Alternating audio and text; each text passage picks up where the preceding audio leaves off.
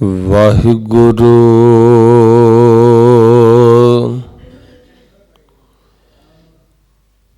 ਸਾਹਿਬ JIO.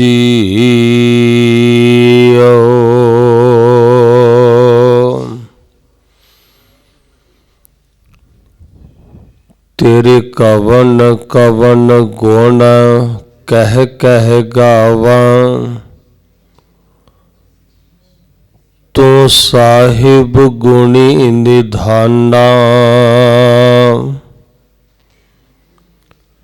ਤੁਮਰੀ ਮਹਿਮਾ burn ਨਾ ਸਾਕਉ, ਤੂੰ ਠਾਕੁਰ ਊਚ ਭਗਵਾਨਾ।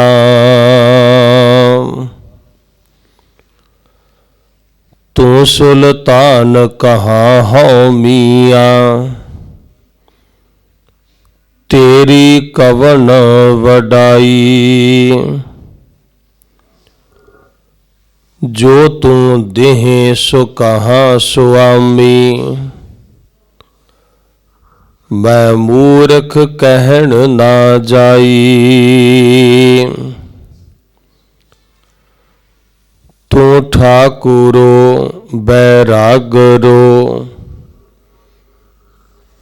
ਮੈਂ ਜਿਹੀ ਕਣ ਚੇਰੀ ਰਾਮ।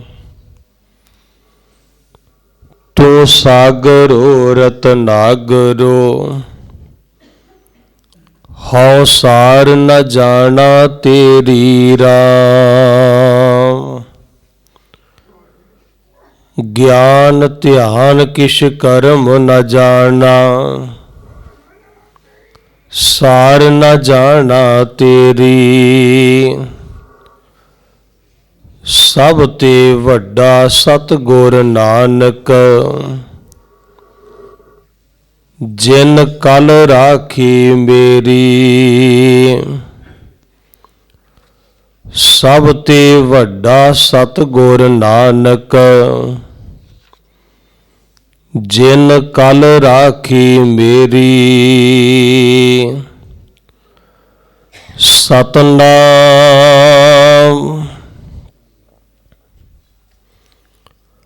ਵਾਹਿਗੁਰੂ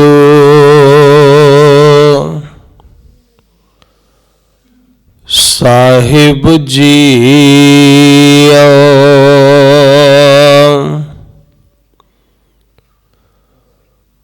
ਉਗਵੈ ਸੂਰ ਅਸੁਰ ਸੰਘਾਰੈ,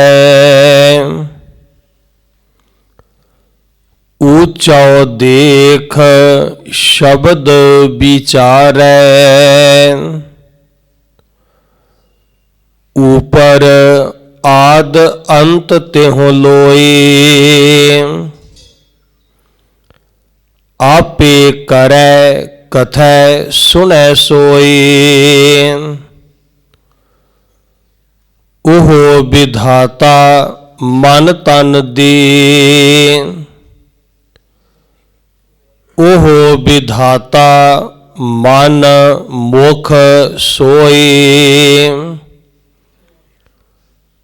ਪ੍ਰਭ ਜਗ ਜੀਵਨ ਅਵਰ ਨ ਕੋਈ, ਨਾਨਕ ਨਾਮ ਰਤੇ ਪਤ ਹੋਈ। ਰਾਜਨ ਰਾਮ ਰਵੈ ਹਿਤਕਾਰ, ਰਣ ਮਹਿ ਲੂਝੈ ਮਨੁਆ ਮਾਰ।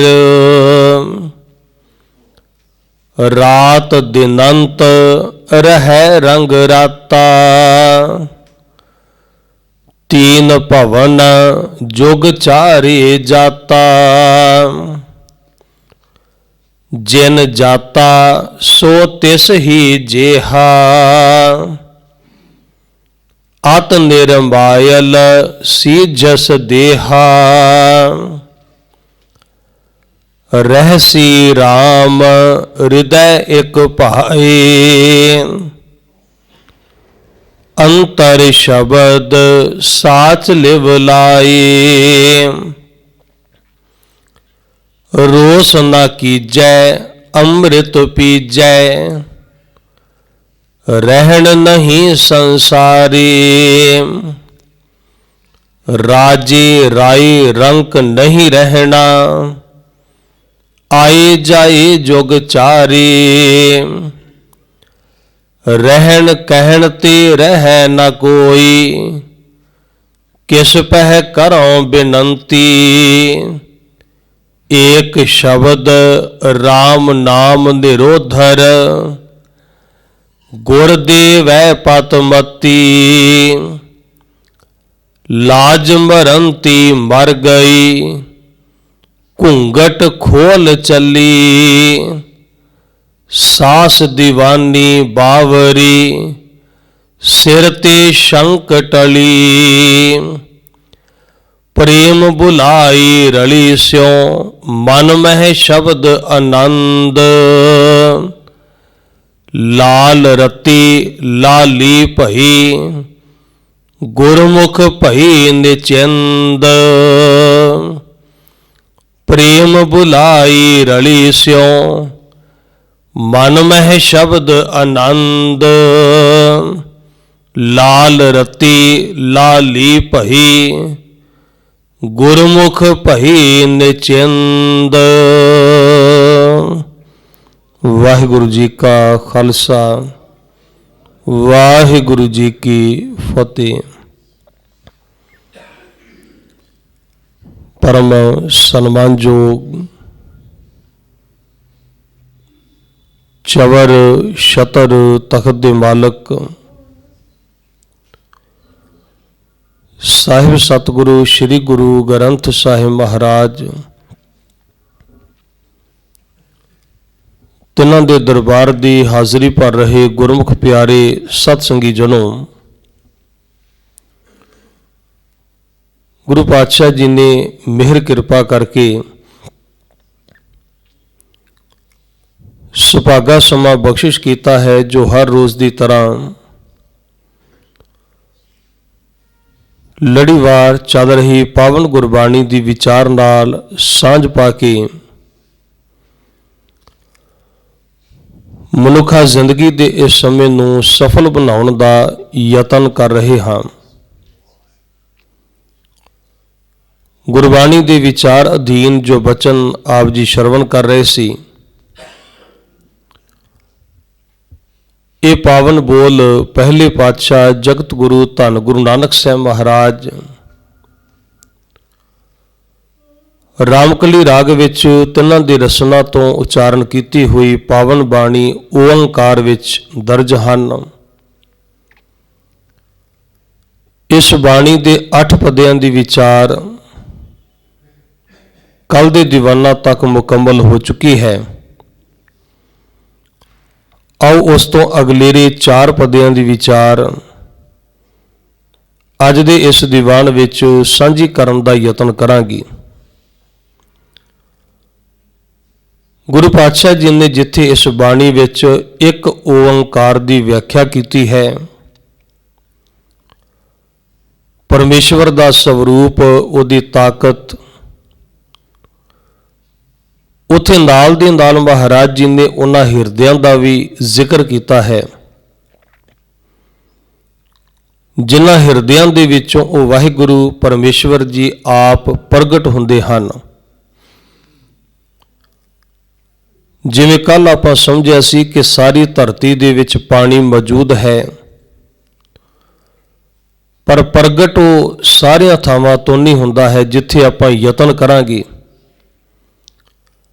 कोई खूह लगाया जाएगा, कोई ट्यूबवैल लगेगा, उथों धरती दे विचों फिर पानी निकलता है, प्यास भी उसे दे नाल ही बुझेगी। इसे तरह निरंकार की जोत हर हिरदे विच वसी हुई है, पर जिन्हां हिरदियां दे विचों गुरु कृपा दे नाल वो प्रगट हुंदे हन, वो हिरदे बड़े भागां वाले हुंदे ने। उन्हां दे कोल बैठ के दूजियां दा हिरदा भी पवित्र हुंदा है, उन्हां दी भी प्यास बुझदी है, मन नूं तृप्ति प्राप्त हुंदी है। हजूर धन गुरु नानक साहब 9वें पदे विच भी कुछ इहो जिहे विचार साडे सन्मुख रख रहे ने। ਗੁਰੂ ਪਾਤਸ਼ਾਹ ਜੀ ਨੇ ਇੱਥੇ ਪਰਮਾਤਮਾ ਦੇ ਨਾਮ ਦੀ ਤੁਲਨਾ ਪੂਰਬ ਦਿਸ਼ਾ ਤੋਂ ਉੱਗਣ ਵਾਲੇ ਸੂਰਜ ਦੇ ਨਾਲ ਕੀਤੀ ਹੈ। ਜਿਵੇਂ ਕਾਲੀ ਬੋਲੀ ਹਨੇਰੀ ਰਾਤ ਹੈ,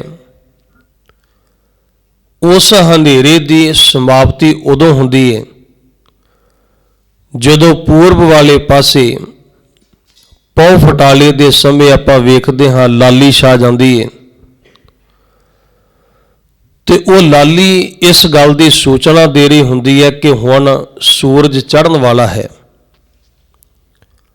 ਜਿਵੇਂ ਹੀ ਸੂਰਜ ਦੀਆਂ ਕਿਰਨਾਂ ਪ੍ਰਗਟ ਹੁੰਦੀਆਂ ਨੇ, ਹਨੇਰਾ ਖਤਮ ਹੋ ਜਾਂਦਾ ਹੈ, ਉਹਦੇ ਥਾਂ ਤੇ ਪ੍ਰਕਾਸ਼, ਉਹਦੇ ਥਾਂ ਤੇ ਚਾਨਣ ਆ ਜਾਂਦਾ ਹੈ। ਬਿਲਕੁਲ ਇਸੇ ਤਰ੍ਹਾਂ ਮਨੁੱਖ ਦੇ ਮਨ ਵਿੱਚ ਵੀ ਹਨੇਰਾ ਹੈ, ਔਰ ਇਹ ਹਨੇਰਾ ਪਤਾ ਨਹੀਂ ਕਿੰਨੇ ਲੰਮੇ ਸਮੇਂ ਦਾ ਹੈ, ਕਿੰਨੇ ਜਨਮਾਂ ਦਾ ਹਨੇਰਾ ਇਹਦੇ ਮਨ ਦੇ ਵਿੱਚ ਹੈ। ਜਦੋਂ ਨਿਰੰਕਾਰ ਜੀ ਸੂਰਜ ਬਣ ਕੇ ਕਿਸੇ ਮਨੁੱਖ ਦੇ ਹਿਰਦੇ ਦੇ ਵਿੱਚੋਂ ਪ੍ਰਤੱਖ ਤੌਰ ਤੇ ਪ੍ਰਗਟ ਹੋ ਜਾਣ, ਤੇ ਉਹਦੇ ਮਨ ਦੇ ਵਿੱਚੋਂ ਵੀ ਫਿਰ ਹਨੇਰੇ ਦਾ ਨਾਸ਼ ਹੁੰਦਾ ਤੇ ਉੱਥੇ ਚਾਨਣ, ਉੱਥੇ ਪ੍ਰਕਾਸ਼ ਹੋ ਜਾਂਦਾ ਹੈ। ਗੁਰੂ ਸਾਹਿਬ ਨੇ ਬਚਨ ਉਚਾਰੇ ਨੇ, ਉਗਵੈ ਸੂਰ ਅਸੁਰ ਸੰਘਾਰੈ। ਉਗਵੈ ਦਾ ਭਾਵ ਹੈ ਉਗ ਪੈਣਾ, ਚੜ ਜਾਣਾ। ਸੂਰ ਦਾ ਭਾਵ ਹੈ ਸੂਰਜ। ਜਿਵੇਂ ਕਿਹਾ ਜਾਂਦਾ ਹੈ ਕਿ ਹੁਣ ਸੂਰਜ ਉਗ ਚੁੱਕਾ ਹੈ, ਸੂਰਜ ਚੜ ਗਿਆ ਹੈ, ਭਾਵ ਕਿ ਹੁਣ ਚਾਨਣ ਹੋ ਗਿਆ ਹੈ। ਜਿਸ ਹਿਰਦੇ ਵਿੱਚ ਨਾਮ ਆ ਕੇ ਵਸ ਗਿਆ ਮਨ, ਉੱਥੇ ਵੀ ਸੂਰਜ ਚੜ ਗਿਆ। ਤੇ ਜੇ ਉੱਥੇ ਨਾਮ ਦਾ ਸੂਰਜ ਚੜ੍ਹਿਆ, ਇਹਦਾ ਭਾਵ ਹਨੇਰੇ ਦਾ ਨਾਸ਼ ਹੋਏਗਾ। ਉਗਵੈ ਸੂਰ ਅਸੁਰ ਸੰਘਾਰੈ। ਅਸੁਰ ਦਾ ਮਤਲਬ ਹੁੰਦਾ ਹੈ ਰਾਖਸ਼ਸ, ਦੈਂਤ। ਪੁਰਾਤਨ ਗ੍ਰੰਥਾਂ ਦੇ ਵਿੱਚ ਦੇਵਤਿਆਂ ਲਈ ਸ਼ਬਦ ਅਸੁਰ ਵਰਤਿਆ ਗਿਆ ਹੈ, ਦੇਵਤਿਆਂ ਲਈ ਸ਼ਬਦ ਸੁਰ ਵਰਤਿਆ ਗਿਆ ਹੈ, ਤੇ ਦੈਂਤਾਂ ਲਈ ਸ਼ਬਦ ਐੜਾ ਲਗਾ ਕੇ ਅਸੁਰ ਵਰਤਿਆ ਗਿਆ ਹੈ। ਵੈਸੇ ਇਹਦੇ ਅਰਥ ਬੜੇ ਕਮਾਲ ਦੇ ਹਨ। ਸੁਰਾ ਦਾ ਮਤਲਬ ਹੁੰਦਾ ਹੈ ਸ਼ਰਾਬ। ਜਿਹੜੇ ਸ਼ਰਾਬ ਪੀਣ ਵਾਲੇ ਹਨ ਉਹਨਾਂ ਨੂੰ ਹੀ ਦੇਵਤੇ ਮੰਨਿਆ ਗਿਆ, ਤਾਂ ਕਰਕੇ ਸ਼ਬਦ ਸੁਰ ਵਰਤਿਆ ਗਿਆ। ਤੇ ਜਿਨ੍ਹਾਂ ਦਾ ਸੰਬੰਧ ਨਸ਼ੇ ਦੇ ਨਾਲ, ਸ਼ਰਾਬ ਦੇ ਨਾਲ ਨਹੀਂ, ਉਹਨਾਂ ਨੂੰ ਅਸੁਰ ਕਹਿ ਦਿੱਤਾ ਗਿਆ। ਪਰ ਜਿਨ੍ਹਾਂ ਨੂੰ ਅਸੁਰ ਕਿਹਾ ਗਿਆ ਉਹਨਾਂ ਨੂੰ ਦੈਂਤ ਮੰਨਿਆ ਗਿਆ, ਰਾਖਸ਼ਸ। ਤੇ ਜਿਹੜੇ ਨਸ਼ੇੜੀ ਸਨ ਉਹਨਾਂ ਨੂੰ ਦੇਵਤੇ ਕਹਿਤਾ ਲੋਕਾਂ ਨੇ। ਸੰਸਾਰ ਦੀ ਰੀਤ ਹੈ ਹੀ ਕੁਝ ਇਸ ਪ੍ਰਕਾਰ ਦੀ, ਜਿਹੜਾ ਸਹੀ ਰਾਹ ਤੇ ਚੱਲਣ ਵਾਲਾ ਹੋਵੇ ਉਹਨੂੰ ਲੋਕ ਭੂਤਨਾ, ਬੇਤਾਲਾ ਤੇ ਕੁਰਈਆ ਕਹਿਣ ਲੱਗ ਪੈਂਦੇ ਨੇ, ਤੇ ਜਿਹੜੇ ਜ਼ੁਲਮ ਕਰਨ ਵਾਲੇ ਹੋਣ ਉਹਨਾਂ ਨੂੰ ਨਿਆਂਕਾਰੀ ਤੇ ਚੰਗਾ ਕਹਿਣ ਲੱਗ ਪੈਂਦੇ ਨੇ। ਖੈਰ, ਜਿਹੜੇ ਥਾਂ ਤੇ ਸ਼ਬਦ ਅਸੁਰ ਆਏ ਉੱਥੇ ਇਹਦਾ ਭਾਵ ਇਹ ਸਮਝਣਾ ਹੈ ਕਿ ਰਾਖਸ਼ਸ, ਦੈਂਤ। ਮਹਾਰਾਜ ਜੀ ਨੇ ਇਹ ਸ਼ਬਦ ਭਾਵ ਅਰਥਾਂ ਦੇ ਵਿੱਚ ਵਰਤੇ ਕਿ ਜਦੋਂ ਨਾਮ ਦਾ ਸੂਰਜ ਚੜ੍ਹੇਗਾ ਤੇ ਫਿਰ ਰਾਖਸ਼ਸ ਮੁੱਕ ਜਾਣਗੇ। ਅਸੁਰ ਸੰਘਾਰੈ, ਅਸੁਰ, ਦੈਂਤ, ਰਾਖਸ਼ਸ। ਸੰਘਾਰੈ ਦਾ ਭਾਵ ਹੈ ਸੰਘਾਰ ਕਰ ਦੇਣਾ, ਖਤਮ ਕਰ ਦੇਣਾ, ਮਾਰ ਦੇਣਾ। ਸੂਰਜ ਚੜ੍ਹੇਗਾ ਤੇ ਉਹਨੇ ਦੈਂਤ ਆਪਣੇ ਆਪ ਹੀ ਮਾਰ ਦੇਣੇ ਨੇ, ਰਾਖਸ਼ਸ ਮੁੱਕ ਜਾਣਗੇ। ਕਿਹੜੇ ਰਾਖਸ਼ਸ ਮੁੱਕਣਗੇ? ਇੱਥੇ ਮਹਾਰਾਜ ਜੀ ਨੇ ਇਹ ਸ਼ਬਦ ਵਰਤੇ ਮਨ ਵਿੱਚ ਪੈਦਾ ਹੋਣ ਵਾਲੇ ਵਿਸ਼ਿਆਂ ਲਈ। ਉਹ ਵਿਕਾਰ, ਉਹ ਵਿਸ਼ੇ ਜਿਹੜੇ ਸਾਡੇ ਮਨ ਨੂੰ ਹਮੇਸ਼ਾ ਭਟਕਾ ਰਹੇ ਨੇ। ਜ਼ਿੰਦਗੀ ਜਦੋਂ ਉਜੜੇ ਪੈ ਜਾਏ, ਗਲਤ ਰਾਹ ਤੇ ਚੱਲ ਪਏ, ਤੇ ਗਲਤ ਰਾਹ ਵਾਲੇ ਪਾਸੇ ਲੈ ਕੇ ਜਾਣ ਵਾਲੇ ਰਾਖਸ਼ਸ ਹੀ ਹੋਣਗੇ, ਦੈਂਤ ਹੀ ਹੋਣਗੇ, ਸਿਆਣੇ ਤਾਂ ਹੋ ਨਹੀਂ ਸਕਣਗੇ।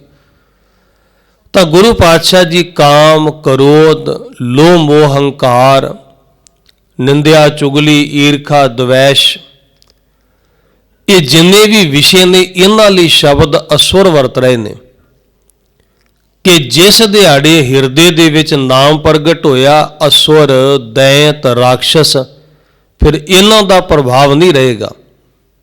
ਵਿਕਾਰ ਤਾਂ ਮੁੱਕ ਹੀ ਜਾਣਗੇ, ਹਨੇਰਾ ਉੱਥੇ ਟਿਕ ਹੀ ਨਹੀਂ ਸਕੇਗਾ ਜਿਹੜੇ ਥਾਂ ਤੇ ਚਾਨਣ ਹੋਏਗਾ।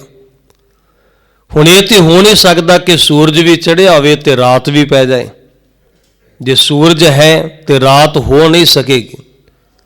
ਸੂਰਜ ਚੜ੍ਹਨ ਦਾ ਭਾਵ ਹੀ ਇਹ ਹੈ ਕਿ ਦਿਨ ਚੜ੍ਹ ਗਿਆ ਹੈ। ਨਾਮ ਦਾ ਹਿਰਦੇ ਵਿੱਚ ਪ੍ਰਗਟ ਹੋ ਜਾਣਾ ਇਸੇ ਗੱਲ ਦਾ ਸੂਚਕ ਹੈ ਕਿ ਹੁਣ ਵਿਸ਼ਿਆਂ ਵਿਕਾਰਾਂ ਦੀ ਕਾਲੀ ਬੋਲੀ ਹਨੇਰੀ ਰਾਤ ਮੁੱਕ ਜਾਏਗੀ।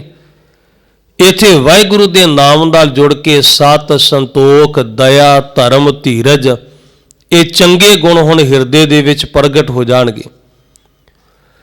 ਉਗਵੈ ਸੂਰ ਅਸੁਰ ਸੰਘਾਰੈ, ਉੱਚਾ ਦੇਖ ਸ਼ਬਦ ਵਿਚਾਰੈ। ਜਦੋਂ ਹਿਰਦੇ ਦੇ ਵਿੱਚ ਨਾਮ ਪ੍ਰਗਟ ਹੋ ਗਿਆ ਤੇ ਗੁਰਮੁਖ ਨੇ ਆਪਣੇ ਹਿਰਦੇ ਦੇ ਵਿੱਚ ਚੜ੍ਹਿਆ ਹੋਇਆ ਸੂਰਜ ਵੇਖਿਆ। ਉਹਨੇ ਤੱਕਿਆ ਵੀ ਇਹ ਤੇ ਬੜਾ ਉੱਚਾ ਹੈ। ਵਾਹਿਗੁਰੂ ਦਾ ਨਾਮ, ਉਹਦੀ ਤਾਕਤ, ਉਹਦੀ ਸਮਰੱਥਾ ਕਹਿਣ ਕਥਨ ਤੋਂ ਵੀ ਪਰੇ। ਜਦੋਂ ਉਸਨੇ ਉਸ ਨੂੰ ਉੱਚਾ ਦੇਖਿਆ, ਉੱਚਾ ਦੇਖ ਸ਼ਬਦ ਵਿਚਾਰੈ, ਉਹਨੇ ਫਿਰ ਗੁਰੂ ਦੇ ਸ਼ਬਦ ਦੀ ਵਿਚਾਰ ਹੋਰ ਵੀ ਜ਼ਿਆਦਾ ਨਿੱਠ ਕੇ ਕਰਨੀ ਸ਼ੁਰੂ। ਤੇ ਇੱਕ ਉੱਪਰਲੇ ਪਾਸੇ ਆਕਾਸ਼ ਹੈ, ਬਸ ਇੰਨਾ ਕੁ ਸੰਸਾਰ ਹੈ, ਇਹਦੇ ਤੋਂ ਜ਼ਿਆਦਾ ਮਨੁੱਖ ਨੂੰ ਕੋਈ ਜਾਣਕਾਰੀ ਨਹੀਂ ਸੀ। ਗੁਰੂ ਸਾਹਿਬ ਨੇ ਬਾਣੀ ਦੇ ਵਿੱਚ ਸ਼ਬਦ ਤਿੰਨੇ ਲੋਕ ਵਰਤੇ ਆ, ਪਰ ਇਹ ਵਰਤਿਆ ਕੁੱਲ ਬ੍ਰਹਿਮੰਡ ਲਈ, ਕਿਉਂਕਿ ਲੋਕਾਂ ਦੀਆਂ ਨਜ਼ਰਾਂ ਦੇ ਵਿੱਚ ਤਿੰਨ ਲੋਕ ਹੀ ਸਾਰਾ ਸੰਸਾਰ ਸੀ। ਤੇ ਮਹਾਰਾਜ ਨੇ ਵੀ ਜਦੋਂ ਕੁੱਲ ਸੰਸਾਰ ਦੀ ਗੱਲ ਕੀਤੀ ਤੇ ਸ਼ਬਦ ਵਰਤ ਲਿਆ ਤਿੰਨੇ ਲੋਕ। ਉਪਰ ਆਦ ਅੰਤ ਤਿਹੁ ਲੋਏ, ਇਹਨਾਂ ਤਿੰਨਾਂ ਲੋਕਾਂ ਦੇ ਵਿੱਚ ਆਦ ਤੋਂ ਲੈ ਕੇ ਅੰਤ ਤੱਕ, ਸ਼ੁਰੂ ਤੋਂ ਲੈ ਕੇ ਅਖੀਰ ਤੱਕ ਇੱਕ ਵਾਹਿਗੁਰੂ ਹੈ ਜਿਹੜਾ ਸਾਰਿਆਂ ਤੋਂ ਉੱਪਰ ਹੈ। ਉਹਦੇ ਤੋਂ ਉੱਪਰ ਵੱਧ ਤਾਕਤ ਵਾਲਾ, ਮਹਾਨ, ਧੰਨ ਗੁਰੂ ਨਾਨਕ ਸਾਹਿਬ ਦਾ ਕਥਨ ਹੈ, ਕੋਈ ਵੀ ਹੋਰ ਨਹੀਂ। ਉੱਪਰ ਆਦ ਅੰਤ ਤਿਹੁ ਲੋਏ, ਤਿੰਨਾਂ ਲੋਕਾਂ ਵਿੱਚ, ਕੁੱਲ ਸੰਸਾਰ ਵਿੱਚ ਆਦ ਤੋਂ ਲੈ ਕੇ ਅੰਤ ਤੱਕ, ਸ਼ੁਰੂ ਤੋਂ ਲੈ ਕੇ ਅਖੀਰ ਤੱਕ ਕੋਈ ਵੀ ਹੋਰ ਦੂਜਾ ਨਹੀਂ। ਆਪੇ ਕਰੈ ਕਥੈ ਸੁਣੈ ਸੋਏ, ਕਿਉਂ? ਉਹਦਾ ਕਾਰਨ ਵੀ ਦੱਸਿਆ, ਕਿਉਂਕਿ ਸਭ ਕੁਝ ਕਰਨ ਵਾਲਾ ਉਹ ਆਪ ਹੈ। ਉਹ ਕਿਸੇ ਦੇ ਇਸ਼ਾਰਿਆਂ ਤੇ ਚੱਲਣ ਵਾਲਾ ਵੀ ਨਹੀਂ ਤੇ ਉਹਨੂੰ ਕਿਸੇ ਦੀ ਸਲਾਹ ਦੀ ਵੀ ਜ਼ਰੂਰਤ ਨਹੀਂ। ਪੁਰਾਤਨ ਸਮੇਂ ਵਿੱਚ ਰਾਜੇ ਮਹਾਰਾਜੇ ਆਪਣੇ ਸਲਾਹਕਾਰ ਰੱਖਿਆ ਕਰਦੇ ਸੀ, ਜਿਹਨੂੰ ਵਜ਼ੀਰ ਕਿਹਾ ਜਾਂਦਾ ਸੀ। ਸ਼ਬਦ ਮੰਤਰੀ ਵੀ ਵਰਤਿਆ ਜਾਂਦਾ ਹੈ। ਮੰਤਰ ਕਹਿੰਦੇ ਸਲਾਹ ਨੂੰ। ਮੰਤਰੀ ਉਹਨੂੰ ਕਹਿੰਦੇ ਸਨ ਜਿਹੜਾ ਸਲਾਹ ਦੇਣ ਵਾਲਾ ਹੋਵੇ, ਤੇ ਵਜ਼ੀਰ ਉਹਨੂੰ ਬਣਾਇਆ ਜਾਂਦਾ ਸੀ ਜਿਹੜਾ ਸਭ ਤੋਂ ਸਿਆਣਾ ਹੋਵੇ, ਤਾਂ ਕਿ ਉਹ ਰਾਜੇ ਨੂੰ ਕੋਈ ਚੰਗੀ ਸਲਾਹ ਦੇ ਸਕੇ। ਪਰ ਗੁਰੂ ਜੀ ਨੇ ਬਾਣੀ ਵਿੱਚ ਸਮਝਾਇਆ, ਪਰਮਾਤਮਾ ਦਾ ਕੋਈ ਸਲਾਹਕਾਰ ਨਹੀਂ। ਉਹ ਜੋ ਕਰਦਾ ਹੈ ਆਪਣੀ ਮਰਜ਼ੀ ਨਾਲ ਕਰਦਾ ਹੈ। ਉਹਨੂੰ ਕਿਸੇ ਕੋਲੋਂ ਪੁੱਛਣ ਦੀ ਲੋੜ ਨਹੀਂ ਹੈ ਕਿ ਮੈਂ ਆਹ ਕੰਮ ਕਰਾਂ ਕਿ ਜਾਂ ਫਿਰ ਨਾ ਕਰਾਂ। ਕਿਸੇ ਕੋਲੋਂ ਸਲਾਹ ਨਹੀਂ ਲੈਂਦਾ। ਕਿਸੇ ਨੂੰ ਲੈ ਕੇ ਵੀ ਜਾਣਾ ਹੁੰਦਾ ਤੇ ਬਾਣੀ ਨੇ ਕਿਹਾ ਉਦੋਂ ਵੀ ਉਹ ਪੁੱਛਦਾ ਥੋੜ੍ਹਾ। ਸਰਫੈ ਸਰਫੈ ਸਦਾ ਸਦਾ ਇਵੇਂ ਗਈ ਵਿਹਾਈ, ਨਾਨਕ ਕਿਸ ਨੂੰ ਵਾਖੀਐ ਬਿਨ ਪੁੱਛਿਆ ਹੀ ਲੈ ਜਾਏ। ਕਿਸੇ ਨੂੰ ਲੈ ਕੇ ਵੀ ਜਾਣਾ ਹੁੰਦਾ ਤੇ ਤਾਂ ਵੀ ਸਲਾਹ ਨਹੀਂ ਕਰਦਾ ਹੈ, ਉੱਥੇ ਵੀ ਉਹਦੀ ਮਰਜ਼ੀ ਚੱਲਦੀ ਹੈ। ਤਾਂ ਗੁਰੂ ਸਾਹਿਬ ਦਾ ਵਾਕ ਹੈ ਉਹ ਸਭ ਤੋਂ ਉੱਪਰ ਇਸ ਕਰਕੇ ਹੈ ਕਿਉਂਕਿ ਉਹ ਕਿਸੇ ਨੂੰ ਆਪਣਾ ਸਲਾਹਕਾਰ ਨਿਯੁਕਤ ਨਹੀਂ ਕਰੇਗਾ। ਉਹਦੀ ਤਾਕਤ ਹੈ, ਉਹਦੀ ਸਮਰੱਥ ਹੈ, ਜੋ ਚਾਹੇ ਉਹ ਕਰ ਸਕਦਾ ਹੈ ਤੇ ਉਹਦੇ ਹੁਕਮ ਤੇ ਉਹਦੀ ਤਾਕਤ ਦੀ ਕੋਈ ਸੀਮਾ ਵੀ ਨਹੀਂ। ਦੁਨੀਆ ਦੇ ਵਿੱਚ ਜਿੰਨਾ ਮਰਜ਼ੀ ਤਾਕਤਵਰ ਬਾਦਸ਼ਾਹ ਹੋਵੇ, ਉਹਦੇ ਹੁਕਮ ਦੀ ਵੀ ਇੱਕ ਸੀਮਾ ਹੁੰਦੀ ਹੈ। ਉਹਨਾਂ ਹੱਦਾਂ ਤੋਂ ਬਾਹਰ ਉਹਦਾ ਹੁਕਮ ਨਹੀਂ ਚੱਲ ਸਕੇਗਾ। ਤੁਸੀਂ ਵੇਖੋ ਕੁੱਲ ਸੰਸਾਰ ਦੇ ਵਿੱਚ 300 ਤੋਂ ਜ਼ਿਆਦਾ ਮੁਲਕ ਹਨ। ਜੇ ਆਪਾਂ ਇਸ ਧਰਤੀ ਦੀ ਗੱਲ ਕਰੀਏ, ਜਿਹੜੀ ਧਰਤੀ ਤੇ ਰਹਿ ਰਹੇ ਹਾਂ, 300 ਤੋਂ ਜ਼ਿਆਦਾ ਦੇਸ਼ ਨੇ ਤੇ ਹਰ ਦੇਸ਼ ਵਿੱਚ ਵੱਖ-ਵੱਖ ਸਰਕਾਰਾਂ ਨੇ। ਇੱਕ ਦੇਸ਼ ਦੇ ਪ੍ਰਧਾਨ ਮੰਤਰੀ ਜਾਂ ਰਾਸ਼ਟਰਪਤੀ ਦਾ ਹੁਕਮ ਦੂਜੇ 'ਚ ਨਹੀਂ ਚੱਲੇਗਾ ਤੇ ਦੂਜੇ ਵਾਲੇ ਦਾ ਪਹਿਲੇ 'ਚ ਨਹੀਂ ਚੱਲੇਗਾ। ਜਿਹੜੇ ਦੇਸ਼ ਦਾ ਉਹ ਮਾਲਕ ਹੈ, ਉਸੇ ਦੇਸ਼ ਦੀਆਂ ਹੱਦਾਂ ਦੇ ਵਿੱਚ ਹੀ ਉਹਦਾ ਹੁਕਮ ਚੱਲ ਸਕੇਗਾ।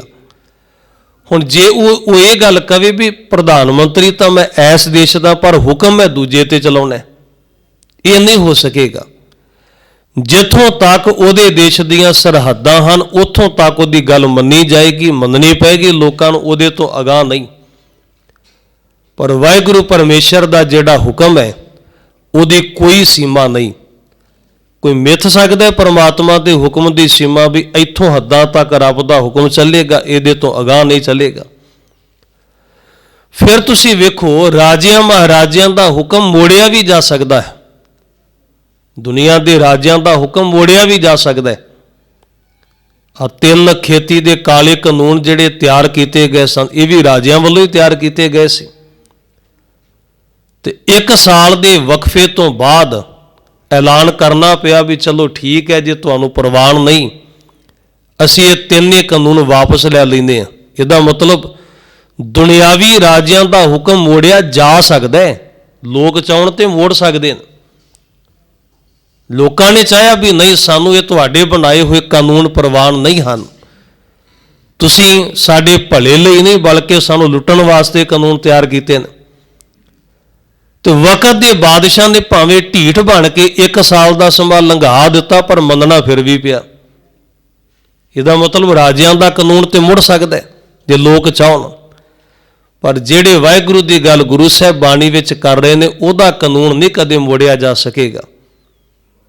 ਨਾ ਕੋਈ ਉੱਥੇ ਧਰਨਾ ਪ੍ਰਦਰਸ਼ਨ ਕਰ ਸਕਦਾ ਹੈ ਵਾਹਿਗੁਰੂ ਦੇ ਸਾਹਮਣੇ, ਕਿਉਂਕਿ ਦੁਨਿਆਵੀ ਰਾਜੇ ਤਾਂ ਬੇਈਮਾਨੀ ਕਰਕੇ ਉਹ ਵੀ ਕਾਨੂੰਨ ਬਣਾ ਸਕਦੇ ਨੇ ਜਿਹੜੇ ਲੋਕਾਂ ਦੇ ਭਲੇ ਲਈ ਨਾ ਹੋਣ, ਪਰ ਵਾਹਿਗੁਰੂ ਦਾ ਤੇ ਹਰੇਕ ਨਿਯਮ ਇਸ ਸੰਸਾਰ ਦੇ ਭਲੇ ਵਾਸਤੇ। ਉਹ ਬੇਈਮਾਨ ਬਾਦਸ਼ਾਹ ਥੋੜ੍ਹਾ, ਦੁਨਿਆਵੀ ਰਾਜੇ ਤੇ ਬੇਈਮਾਨ ਵੀ ਹੋ ਸਕਦੇ ਨੇ।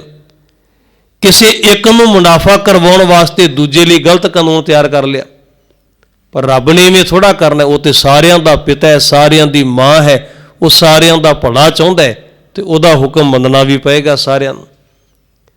ਤਾਂ ਹਜ਼ੂਰ ਦੇ ਕਹਿਣ ਦਾ ਭਾਵ ਹੈ ਉਹ ਸਭ ਤੋਂ ਉੱਚਾ ਇਸ ਕਰਕੇ ਹੈ ਕਿਉਂਕਿ ਉਹਦੇ ਹੁਕਮ ਦੀ ਕੋਈ ਸੀਮਾ ਨਹੀਂ। ਉਹਦੇ ਹੁਕਮ ਨੂੰ ਅਸੀਂ ਹੱਦਾਂ ਦੇ ਵਿੱਚ ਬੰਨ੍ਹ ਨਹੀਂ ਸਕਾਂਗੇ। ਉਹਦਾ ਹੁਕਮ ਇਵੇਂ ਦਾ ਨਹੀਂ ਹੈ ਕਿ ਕੋਈ ਮੰਨ ਲਏ ਤੇ ਦੂਜਾ ਕਵੇ ਮੈਂ ਨਹੀਂ ਮੰਨਦਾ, ਮੈਂ ਤਾਂ ਕਿਸੇ ਹੋਰ ਦਾ ਹੁਕਮ ਮੰਨਾਂਗਾ। ਹਜ਼ੂਰ ਦਾ ਇੱਥੇ ਵਾਕ ਹੈ, ਉਪਰ ਆਦ ਅੰਤ ਤਿਹੁ ਲੋਏ, ਆਪੇ ਕਰੈ, ਉਹ ਆਪ ਹੀ ਕਰਦਾ ਹੈ। ਕਥੈ, ਆਪ ਹੀ ਕਥਦਾ ਹੈ, ਬੋਲਦਾ ਹੈ। ਸੁਣੈ, ਆਪ ਹੀ ਸੁਣਦਾ ਵੀ ਹੈ। ਸੋਏ, ਸੋਏ ਦਾ ਮਤਲਬ ਉਹ ਪਰਮੇਸ਼ਰ। ਆਪੇ ਕਰੈ ਕਥੈ ਸੁਣੈ ਸੋਏ, ਆਪ ਹੀ ਕਹਿਣ ਵਾਲਾ, ਆਪ ਹੀ ਸੁਣਨ ਵਾਲਾ, ਆਪ ਹੀ ਕਰਨ ਵਾਲਾ। ਉਹ ਕਿਸੇ ਨਾਲ ਕੋਈ ਸਲਾਹ ਮਸ਼ਵਰਾ ਨਹੀਂ ਕਰਦਾ ਹੈ। ਉਹ ਵਿਧਾਤਾ ਮਨ ਤਨ ਦੇ, ਉਹ ਵਿਧਾਤਾ ਮਨ ਮੁਖ ਸੋਏ। ਵਿਧਾਤਾ ਸਾਰਿਆਂ ਦਾ ਮਾਲਕ, ਸਭ ਨੂੰ ਪੈਦਾ ਕਰਨ ਵਾਲਾ। ਉਹ ਵਿਧਾਤਾ, ਉਹ ਸਾਡਾ ਵਿਧਾਤਾ ਹੈ, ਸਾਡੀ ਪੈਦਾਇਸ਼ ਕਰਨ ਵਾਲਾ ਹੈ। ਭਾਈ ਮਨ ਤਨ ਦੇ, ਆਪਣਾ ਮਨ ਤੇ ਤਨ ਉਹਨੂੰ ਦੇ, ਉਹਦੇ ਸਾਹਮਣੇ ਭੇਟਾ ਕਰ ਦੇ। ਉਹ ਵਿਧਾਤਾ ਕਿਉਂਕਿ ਸਾਡਾ ਉਹ ਮਾਲਕ ਹੈ, ਇਸ ਕਰਕੇ ਮਨ ਮੁਖ ਸੋਏ। ਜਦੋਂ ਮਨ ਤੇ ਮੁਖ ਦੋਨਾਂ ਦੇ ਆਖਰੀ ਅੱਖਰ ਨੂੰ ਸਿਹਾਰੀ ਲੱਗੀ ਹੋਵੇ, ਜਿਵੇਂ ਇੱਥੇ ਮੰਮਾ ਤੇ ਨੰਨੇ ਨੂੰ ਸਿਹਾਰੀ ਲਗਾ ਕੇ ਲਿਖਿਆ ਮਨ, ਤੇ ਫਿਰ ਮੁਖ ਖੱਖੇ ਨੂੰ ਸਿਹਾਰੀ ਲਗਾ ਕੇ ਲਿਖੇ। ਹੁਣ ਜਦੋਂ ਦੋਨਾਂ ਦੀਆਂ ਸਿਹਾਰੀਆਂ ਲੱਗੀਆਂ ਹੋਣ ਤੇ ਫਿਰ ਇਹਨਾਂ ਨੂੰ ਇਕੱਠਾ ਨਹੀਂ ਪਾਠ ਕਰਾਂਗੇ, ਮਨਮੁਖ ਪਾਠ ਨਹੀਂ ਹੋਏਗਾ। ਜਦੋਂ ਮਨਮੁਖ ਸ਼ਬਦ ਮਹਾਰਾਜ ਵਰਦੇ ਨੇ ਫਿਰ ਮੰਮਾ ਤੇ ਨੰਨਾ, ਇਹ ਦੋਵੇਂ ਸ਼ਬਦ ਸਤਿਗੁਰੂ ਜੀ ਮੁਕਤੇ ਰੱਖ ਲੈਂਦੇ ਨੇ, ਕੋਈ ਮਾਤਰਾ ਨਹੀਂ ਲੱਗੀ ਹੋਏਗੀ, ਨਾ ਨੰਨੇ ਨੂੰ ਔਂਕੜ ਲੱਗਾ ਹੋਏਗਾ, ਨਾ ਸਿਹਾਰੀ ਲੱਗੀ ਹੋਏਗੀ। ਤੇ ਜਦੋਂ ਸਿਹਾਰੀ ਲੱਗੀ ਹੋਵੇ ਇਹਦਾ ਮਤਲਬ ਫਿਰ ਮਹਾਰਾਜ ਮਨਮੁਖ ਬੰਦੇ ਦੀ ਗੱਲ ਨਹੀਂ ਕਰ ਰਹੇ ਹਨ, ਉੱਥੇ ਅਰਥ ਕੁਝ ਹੋਰ ਨੇ। ਮਨ ਦਾ ਭਾਵ ਹੈ ਮਨ ਵਿੱਚ ਤੇ ਮੁਖ ਦਾ ਭਾਵ ਹੈ ਮੁਖ ਵਿੱਚ। ਉਹ ਵਿਧਾਤਾ ਮਨ ਮੁਖ ਸੋਏ, ਉਹ ਸਾਡਾ ਵਿਧਾਤਾ, ਸਾਡਾ ਮਾਲਕ ਹੈ। ਉਹਨੂੰ ਆਪਣੇ ਮਨ ਵਿੱਚ ਤੇ ਆਪਣੇ ਮੁਖ ਵਿੱਚ ਵਸਾ। ਮੁਖ ਰਾਹੀਂ ਉਹਦੀ ਵਡਿਆਈ ਕਰਿਆ ਕਰ, ਹਿਰਦੇ ਵਿੱਚ ਉਹਦੀ ਵਡਿਆਈ ਨੂੰ ਤੂੰ ਵਸਾ ਲੈ। ਪ੍ਰਭ ਜਗ ਜੀਵਨ ਅਵਰ ਨਾ ਕੋਏ, ਨਾਨਕ ਨਾਮ ਰਤੇ ਪਤ ਹੋਏ। ਪ੍ਰਭ ਜਗ ਜੀਵਨ, ਉਹ ਪ੍ਰਭੂ ਜਗਤ ਦਾ ਜੀਵਨ ਹੈ। ਜਗ ਸੰਸਾਰ, ਜੀਵਨ ਮਤਲਬ ਜ਼ਿੰਦਗੀ, ਕੁੱਲ ਦੁਨੀਆ ਦਾ ਆਧਾਰ ਆਸਰਾ ਉਹ ਮਾਲਕ ਆਪ ਹੈ। ਅਵਰ ਨਾ ਕੋਈ, ਉਹਦੇ ਤੋਂ ਬਿਨਾਂ ਕੋਈ ਦੂਜਾ ਤੀਜਾ ਨਹੀਂ। ਨਾਨਕ ਨਾਮ ਰਤੇ ਪਤ ਹੋਏ। हे ਨਾਨਕ, हे ਭਾਈ, ਜੇ ਨਾਮ ਵਿੱਚ ਰੰਗੇ ਜਾਈਏ ਤੇ ਪਤ ਹੋਏ ਦਾ ਭਾਵ ਇੱਜ਼ਤ ਬਣਦੀ, ਲੋਕ ਵਿੱਚ ਵੀ ਪਰਲੋਕ ਵਿੱਚ, ਦੋਨਾਂ ਥਾਵਾਂ ਤੇ ਸਤਿਕਾਰ ਬਣ ਗਿਆ, ਮਾਣ ਸਤਿਕਾਰ ਮਿਲਿਆ ਜਦੋਂ ਨਾਮ ਦੇ ਵਿੱਚ ਰੰਗੇ ਗਏ। ਫਿਰ ਸਤਿਗੁਰੂ ਦਾ ਬਚਨ ਹੈ, ਰਾਜਨ ਰਾਮ ਰਵੈ ਹਿਤਕਾਰ, ਰਨ ਮੈਂ ਲੂਝੈ ਮਨੂਆ ਮਾਰ। ਰਾਜਨ ਦਾ ਭਾਵ ਰਾਜਿਆਂ ਤੋਂ ਵੱਡਾ ਰਾਜਾ ਵਾਹਿਗੁਰੂ ਆਪ। ਰਵੈ ਮਤਲਬ ਉਹਨੂੰ ਯਾਦ ਕਰਨਾ। ਰਾਜਨ ਰਾਮ ਰਵੈ, ਸਭ ਤੋਂ ਵੱਡੇ ਬਾਦਸ਼ਾਹ ਪਰਮੇਸ਼ਰ ਨੂੰ ਆਪਣੇ ਹਿਰਦੇ ਵਿੱਚ ਚੇਤੇ ਕਰੋ। ਹਿਤਕਾਰ, ਹਿਤ ਕਰਕੇ, ਪਿਆਰ ਕਰਕੇ। ਉਹਨੂੰ ਚੇਤੇ ਕਰਨਾ ਇਸ ਕਰਕੇ ਨਹੀਂ ਹੈ ਕਿ ਕੋਈ ਬੰਧਨ ਪੈ ਗਿਆ ਤਾਂ ਕਰਕੇ ਵਾਹਿਗੁਰੂ ਜੀ ਨੂੰ ਯਾਦ ਕਰਨਾ ਹੈ। ਉਹਨੂੰ ਯਾਦ ਕਰਨਾ ਪਿਆਰ ਭਾਵਨਾ ਦੇ ਨਾਲ, ਤਾਂ ਕਿ ਉਹਦੇ ਨਾਲ ਸਾਡੀ ਸਾਂਝ ਬਣੇ, ਪ੍ਰੀਤ ਬਣ ਸਕੇ। ਬੱਧੇ ਰੁੱਧੇ ਯਾਦ ਕਰਾਂਗੇ ਤੇ ਉਹ ਯਾਦ ਕੀਤੇ ਦਾ ਲਾਭ ਵੀ ਕੋਈ ਨਹੀਂ। ਬੱਧਾ ਚੱਟੀ ਜੋ ਭਰੇ, ਨਾ ਗੁਣ ਨਾ ਉਪਕਾਰ, ਸੇਤੀ ਖੁਸ਼ੀ ਸਵਾਰੀਐ, ਨਾਨਕ ਕਾਰਜ ਸਾਰ। ਗੁਰੂ ਸਾਹਿਬ ਦਾ ਬਾਣੀ 'ਚ ਵਾਕ ਹੈ। ਜਿਹੜੇ ਲੋਕ ਮਨ ਦੇ ਚਾਅ ਨਾਲ ਨਹੀਂ ਸਿਮਰਦੇ ਹਨ, ਸਿਰਫ ਬੱਝ ਕੇ ਸਿਮਰਦੇ ਨੇ, ਉਹ ਤੇ ਚੱਟੀ ਭਰਨ ਵਾਲੀ ਗੱਲ ਹੈ। ਮਜਬੂਰੀ 'ਚ ਕੀਤਾ ਹੋਇਆ ਕਾਰਜ ਹੈ ਜਿਹਦਾ ਕੋਈ ਲਾਭ ਨਹੀਂ। ਰਾਜਨ ਰਾਮ ਰਵੈ ਹਿਤਕਾਰ, हे ਭਾਈ, ਹਿਤ ਕਰਕੇ ਪਿਆਰ ਨਾਲ ਉਹਨੂੰ ਚੇਤੇ ਕਰ। ਰਨ ਮੈਂ ਲੂਝੈ ਮਨੂਆ ਮਾਰ, ਆਪਣੇ ਮਨ ਨੂੰ ਮਾਰ ਕੇ। ਮਨ ਨਹੀਂ ਜੁੜਨਾ ਚਾਹੁੰਦਾ ਤਾਂ ਵੀ ਜੋੜਨਾ, ਇਸ ਮਨ ਨੂੰ ਮਾਰਨਾ ਪਏਗਾ। ਮਨ ਮਾਰਨ ਦਾ ਭਾਵ ਕਿਸੇ ਨੂੰ ਕਤਲ ਕਰਨ ਵਾਲੀ ਗੱਲ ਨਹੀਂ ਇੱਥੇ। ਮਨ ਮਾਰਨ ਦਾ ਭਾਵ ਹੈ ਮਨ ਦੀਆਂ ਮੰਦੀਆਂ ਵਾਸ਼ਨਾਵਾਂ ਨੂੰ ਕਾਬੂ ਦੇ ਵਿੱਚ ਲੈ ਆਉਣਾ ਹੈ। ਆਹੀ ਮਨ ਦਾ ਮਰ ਜਾਣਾ ਹੈ। ਅਸਲ ਵਿੱਚ ਜਦੋਂ ਮਨ ਦੀਆਂ ਵਾਸ਼ਨਾਵਾਂ ਮਰਦੀਆਂ ਨੇ ਤੇ ਫਿਰ ਨਵੀਂ ਜ਼ਿੰਦਗੀ ਦੀ ਦਾਤ ਮਿਲਦੀ ਹੈ। ਰਨ ਮੈਂ ਲੂਝੈ, ਸੰਸਾਰ ਨੂੰ ਮਹਾਰਾਜ ਇੱਕ ਯੁੱਧ ਕਹਿ ਰਹੇ ਨੇ। ਆ ਦੁਨੀਆ ਕੀ ਹੈ? ਯੁੱਧ ਭੂਮੀ, ਮੈਦਾਨੀ ਜੰਗ, ਜਿਹਦੇ ਵਿੱਚ ਸਾਡੇ ਮਨ ਨੇ ਵਿਸ਼ਿਆਂ ਵਿਕਾਰਾਂ ਦੇ ਨਾਲ ਯੁੱਧ ਕਰਨਾ, ਲੜਨਾ ਹੈ, ਸੂਰਮੇ ਬਣਨਾ।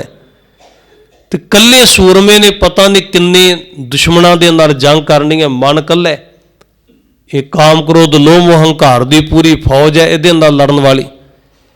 ਇਹ ਇਕੱਲਾ ਤਾਂ ਜਿੱਤੇਗਾ ਜੇਕਰ ਗੁਰੂ ਦੀ ਸਿੱਖਿਆ ਦੇ ਨਾਲ ਹੋਏਗੀ। ਫਿਰ ਇਸ ਜੰਗ ਨੂੰ ਜਿੱਤਣਾ ਇਹਦੇ ਵਾਸਤੇ ਬਿਲਕੁਲ ਵੀ ਔਖਾ ਨਹੀਂ ਹੋਏਗਾ। ਰਾਜਨ ਰਾਮ ਰਵੈ ਹਿਤਕਾਰ, ਰਨ ਮੈਂ ਲੂਝੈ ਮਨੂਆ ਮਾਰ। ਆਪਣੇ ਮਨ ਨੂੰ ਮਾਰ ਕੇ ਯੁੱਧ ਭੂਮੀ ਵਿੱਚ ਲੜੇ। ਰਾਤ ਦਿਨੰਤ ਰਹਿ ਰੰਗ ਰਾਤਾ, ਰਾਤ ਹੋਵੇ ਤੇ ਭਾਵੇਂ ਦਿਨ ਹੋਵੇ, ਹਰ ਸਮੇਂ ਰਹਿ ਰੰਗ ਰਾਤਾ, ਉਹਦੇ ਪਿਆਰ ਦੇ ਰੰਗ ਵਿੱਚ ਮਨੁੱਖ ਰੰਗਿਆ ਰਹੇ। ਦਿਨੇ ਰਾਤ ਹਰ ਸਮੇਂ ਅਠੇ ਪਹਿਰ, ਤੀਨ ਭਵਨ ਜੁਗ ਚਾਰੇ ਜਾਤਾ। ਉਸ ਰੱਬ ਨੂੰ ਤਿੰਨਾਂ ਭਵਨਾਂ ਵਿੱਚ, ਚਾਰੇ ਜੁਗਾਂ ਵਿੱਚ, ਹਰ ਜਗ੍ਹਾ ਤੇ ਵਸਿਆ ਹੋਇਆ ਸਮਝ। ਜਿਨ ਜਾਤਾ ਸੋ ਤਿਸ ਹੀ ਜੇਹਾ, ਆਤਮ ਨਿਰਮਾਇਲ ਸੀਜਸ ਦੇਹਾ। ਜਿਨ ਜਾਤਾ, ਜਿਨੇ ਜਾਣੇ, ਜਿਨੇ ਉਹਨੂੰ ਸਮਝੇ, ਸੋ ਤਿਸ ਹੀ ਜੇਹਾ, ਉਹ ਉਸੇ ਵਰਗਾ ਹੋ ਗਿਆ। ਜਿਹੋ ਜੇ ਪਰਮੇਸ਼ਰ ਜੀ ਆਪ ਨੇ ਉਹਨੂੰ ਜਪਣ ਵਾਲਾ ਉਹਦੇ ਵਰਗਾ ਹੋ ਜਾਂਦਾ ਹੈ। ਉਹਦੇ ਵਾਲੇ ਗੁਣ ਉਹਦੇ ਵਿੱਚ ਵੀ ਆ ਜਾਣਗੇ। ਜਿਨ ਜਾਤਾ ਸੋ ਤਿਸ ਹੀ ਜੇਹਾ, ਆਤਮ ਨਿਰਮਾਇਲ ਸੀਜਸ ਦੇਹਾ। ਆਤ ਮਤਲਬ ਬਹੁਤ ਜ਼ਿਆਦਾ, ਨਿਰਮਾਇਲ ਦਾ ਮਤਲਬ ਹੋ ਗਿਆ ਮੈਲ ਤੋਂ ਰਹਿਤ, ਜਿਹਦੇ ਵਿੱਚ ਕੋਈ ਮੈਲ ਨਹੀਂ, ਕੋਈ ਮਿਲਾਵਟ ਨਹੀਂ। ਸੀਜਸ ਦੇਹਾ, ਸੀਜਸ ਕਾਮਯਾਬ ਹੋਏਗੀ। ਦੇਹਾ ਮਤਲਬ ਦੇਹੀ, ਸਰੀਰ, ਜਿਹੜਾ ਜੁੜ ਜਾਂਦਾ ਹੈ, ਜਿਹੜਾ ਸਾਰਿਆਂ ਦੇ ਵਿੱਚੋਂ ਵਾਹਿਗੁਰੂ ਜੀ ਨੂੰ ਵੇਖ ਲੈਂਦਾ ਹੈ। ਮਨ ਉਹਦੀ ਦੇਹੀ ਪਵਿੱਤਰ ਹੋ ਗਈ, ਮਨ ਦੀ ਸਾਰੀ ਮੈਲ ਖਤਮ ਹੋ ਗਈ। ਰਹਿਸੀ ਰਾਮ ਹਿਰਦੈ ਇੱਕ ਭਾਏ, ਅੰਤਰ ਸ਼ਬਦ ਸਾਚ ਲਿਵ ਲਾਏ। ਰਹਿਸੀ ਰਾਮ, ਰਹਿਸੀ ਮਤਲਬ ਖੁਸ਼ੀ, ਖੇੜਾ, ਆਨੰਦ। ਰਾਮ ਮਤਲਬ ਪਰਮੇਸ਼ਰ। ਹਿਰਦੈ ਦਾ ਭਾਵ ਹਿਰਦੇ ਵਿੱਚ ਵਸ ਗਿਆ। ਇੱਕ ਭਾਏ ਦਾ ਭਾਵ ਇੱਕ ਦੇ ਨਾਲ ਸਾਡੀ ਪਿਆਰ ਭਰੀ ਸਾਂਝ ਹੋ ਗਈ। ਜਦੋਂ ਇੱਕ ਦੇ ਨਾਲ ਸਾਂਝ ਬਣ ਗਈ, ਉਹ ਇੱਕ ਹਿਰਦੇ ਵਿੱਚ ਵਸ ਗਿਆ ਤੇ ਫਿਰ ਆਨੰਦ ਦੀ ਪ੍ਰਾਪਤੀ ਹੋਈ। ਅੰਤਰ ਸ਼ਬਦ, ਮਨ ਵਿੱਚ ਗੁਰੂ ਦਾ ਸ਼ਬਦ ਵਸਿਆ। ਸਾਚ ਲਿਵ ਲਾਏ, ਸੱਚੇ ਵਾਹਿਗੁਰੂ ਦੇ ਨਾਲ ਹਮੇਸ਼ਾ ਲਈ ਲਿਵ ਲੱਗ ਗਈ। ਰੋਸ ਨਾ ਕੀਜੈ ਅੰਮ੍ਰਿਤ ਪੀਜੈ, ਰਹਿਣ ਨਹੀਂ ਸੰਸਾਰੇ। ਹਜ਼ੂਰ ਫਿਰ ਸਮਝਾਉਂਦੇ ਆ, ਕਹਿੰਦੇ ਨੇ ਰੋਸ ਨਾ ਕੀਜੈ ਪੰਡਤ ਜੀ, क्योंकि पंडित नूं समझाउंदियां होइयां उहदे नाल चर्चा करदियां गुरु जी ने बाणी उचारण कीती। तो गुरु जी समझाउंदे ने रोस ना कीजै, साडे नाल कोई रोसा ना करना। ये ना होवे कि असीं तुहानूं सच दी गल समझा रहे हां ते तुसीं किते उदास हो जाओ, नाराज हो जाओ। महाराज कहन लगे जदों नाम की चर्चा करिए तो फिर उदास नहीं होईदा है। जे सच की गल होवे तो उहदे सामने बंदे नूं आप ही हार जाना चाहिए है, अपनी गलती स्वीकार कर लेनी चाहिए। तुसीं साडे नाल रोसा ना करना, तुसीं इस गल की फिक्र ना करना भी शायद असीं कोई वखरी जी विचार दे रहे हैं, तुहानूं साडे सामने झुकना पएगा। महाराज कहंदे ये विचार चर्चा किसी नूं झुकाउण वास्ते नहीं है। ये विचार चर्चा तो इस करके भी जिवें दही नूं आपां रिड़किया तो उहदे विचों घिओ निकल आया। जदों शब्द की गल करांगे, नाम की विचार करांगे तो उहदे विचों भी तत्त निकलेगा। चर्चा तत्त की प्राप्ति वास्ते हुंदी है, किसी नूं हराउण वास्ते नहीं।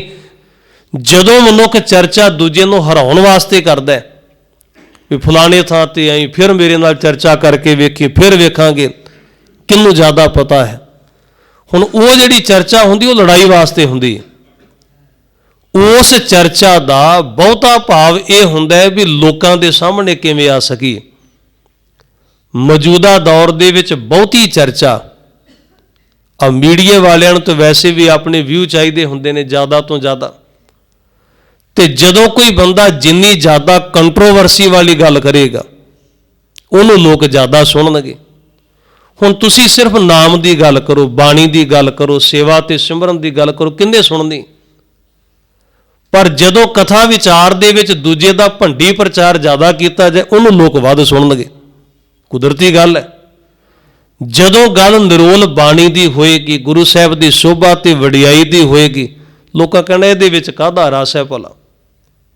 रस मिलता दूजे की निंदिया दे विचों। जदों भंडी प्रचार शुरू किया जाए, गल बाणी दे शब्द ही हो रही होवे ते निंदिया आपां दूजियां दी फड़ लईए।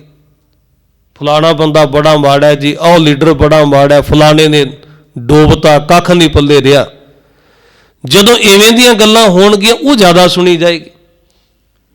तो मीडिया विच बहुती गल वो सुनी जाती है जिथे लोग दूजे की भंडी ज़्यादा करन, दूजे दे अवगुण फुले जान, क्योंकि निंदिया ज़्यादा चंगी लगती। नाम की गल उन्नी नहीं चंगी लगती लोगों को जिन्नी गल दूजे दे पड़दे फुले की लगती। मौजूदा दौर दे विच धर्म की चर्चा भी बहुती इस करके ताकि मीडिया च बंदा बनिया रहे, सिर्फ मीडिया च बने रहने वास्ते। मैनू तां जी वध बाणी बारे पता लग गया, रब एवें दा हुंदा है, परमात्मा हुंदा ही नहीं, ये तो कुदरती सारा कुछ है। ये की है? मीडिया च बने रहन दा स्टंट है, होर कुछ भी नहीं। परमेश्वर बारे केड़ा बंदा, बाणी ने खुद गुरु साहबान ने कहा, कहते उहदा कोई अंत पारावार नहीं। तो जे कोई बंदा ये कवे बस मैं तो हुण अंत जान लिया भी रब सिर्फ इन्ना ही है, तो गुरु ग्रंथ साहब की बाणी उन्होंने मूर्ख का दर्जा दिंदी है, उन्होंने ज्ञानवान का दर्जा नहीं दिता गुरु साहब ने। जिहड़ा बंदा झक्खा मारदा है बहुत ही मैं जान लिया, मैनू तो बस लग गया पता भी इस तो गां तक कख है ही नहीं, तो की कहांगे उन्होंने। फिर बाणी ने की कहा भला, जे को आखै बोल विगाड़ तां लिखिए सिर गावारा गावार। उन्होंने गवारा तो वड्डा गवार कहना चाहिए, जिहड़ा दावियां च पै गया बस मैं जान लिया। इत्थे तो धन गुरु नानक साहब महाराज ने खुद दावा नहीं किया किते। कोई एक बाणी की तुक होवे जिथे महाराज ने आप दावा किया होवे कि मैं सब कुछ जान लिया। खुद रब रूप निरंकार का रूप धन गुरु नानक साहब जदों कहंदे ने वाहिगुरू नूं जाणिया नहीं जा सकता, तो कोई बंदा कहे मैनू वध ज्ञान हो गया जी मैं जान लिया, रब नाम की कोई चीज़ नहीं, कोई है ही नहीं रब, इत्थे ते कुदरती सारा कुछ है। ये मीडिया च रहण दे स्टंट हुंदे ने, इहदा ज्ञान दे नाल ते जिंदगी सवारन दे नाल कोई लेखा देखा नहीं। बाणी पढ़िए, बाणी विचारिए, बाणी दे विच असल गल दी समझ पएगी। खैर धन गुरु नानक साहब महाराज हजूर जो सानू इत्थे समझा रहे हैं, गुरु जी कहते रुसन वाली गल नहीं पंडित जी, विचारिया करो, खुद समझण का यतन करो। जदों तुसीं समझना शुरू करोगे तुहानूं पता लगेगा उहदे तो वड्डा ते महान कोई भी नहीं। बज के नहीं उहदा नाम चेते करना, चाह दे नाल याद करना। रोस ना कीजै अमृत पीजै, रहन नहीं संसारे। अमृत पीजै, अमृत पीना शुरू करो। अमृत की है? उहदा नाम। रहन नहीं संसारे, इत्थे संसार में तो किसी ने बैठे नहीं रहना हमेशा, ये 4 दिनों की खेड है। राजे राय रंक नहीं रहना, ना राजियां दे रहना, ना चौधरियां दे रहना, ते ना गरीब बंदे ने रहना, रहना किसी ने भी नहीं। राजे राय रंक नहीं रहना, आए जाए जुग चारे। ये तो 4 जुगां दे विच एक ही गल है, बंदा आउंदा रहिंदा जांदा रहिंदा, जमन मरण दा गेड़ इहनूं पिया होए। रहन कहन ते रह ना कोई। जे कोई बंदा कहे कि मैं ते रहना है, मैं ते संसार ते बैठे रहना, तो इन्ना कहण दे नाल ही उन्हें बच नहीं जाना है। रहन कहन ते रह ना कोई। जे कोई कहे मैनूं तां मौत आउणी नहीं, महाराज कहंदे फिर किहड़ा मौत नूं आ नहीं जानी, मौत तां फिर भी आएगी। किस पै करों बेनंती, फिर मैं किहदे सामने जाके बेनती करा। एक शब्द राम नाम निरोधर, गुर देवै पत मती। ये तो एक ही शब्द है, एक शब्द मतलब नाम, वाहिगुरु का नाम। राम नाम निरोधर, परमेश्वर का नाम ही है जिहड़ा सानू रोक लैंदा विकारां वाले पासे तो। निरोधर का भाव है रोक लेना, रोक ला देनी। निरंकार का नाम सानू विकारां वाले पासे तो रोक लैंदा। गुर देवै पत मती, इहो जी पत रखन वाली मातां सतगुरु जी ही दिंदे हन। लाज मरंती मर गई, घूंघट खोल चली। धन गुरु नानक साहब कहन लगे पंडित जी हुण असीं दुनिया वाला घुंड ला दिता है। घूंघट खोल चली, घूंघट का मतलब गया घुंड कढ़ना। घूंघट खोल चली का मतलब घुंड ला के निशंग हो के असीं चल पे। इहदा अर्थ ही बनदा है पहला सानू संसार की परवाह हुंदी सी, लोग की कहणगे, फलाना की कहेगा, जे मैं आ गल की फिर फलाना मेरे बारे की सोचेगा। इंज ही हुंदा ना भी जे नाम की गल की, बाणी की गल की, लोग किते इहनूं बैकवर्ड बंदा ही ना समझण लग पैण भी इहदी ते सोच ही पुरानी। हजूर धन गुरु नानक साहब कहन लगे दुनिया वाला घुंड ला के गल बनेगी।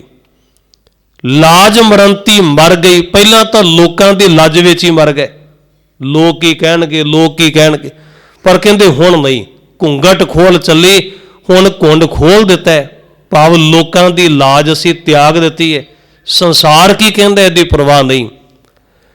सास दीवानी बावरी, सिर ते शंक टली। एक घुंड कढ़ण वास्ते कौन कहंदी सी? महाराज कहंदे माया रूपी सस। माया नूं महाराज जी ने सस का दर्जा दिता इत्थे।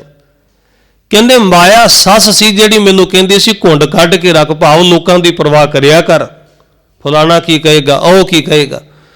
हजूर कहंदे हुण पता लग गया भी ये सस, ये माया, ये तो खुद ही झल्ली कमली है, ये आप भी कमली है, दूजियां नूं भी कमलिया कर छड्डदी है।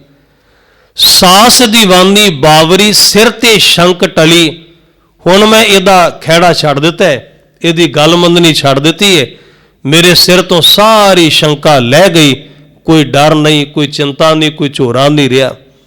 ते आखिरी तुकां च बचन ने प्रेम बुलाई रली स्यों, मन में शब्द आनंद।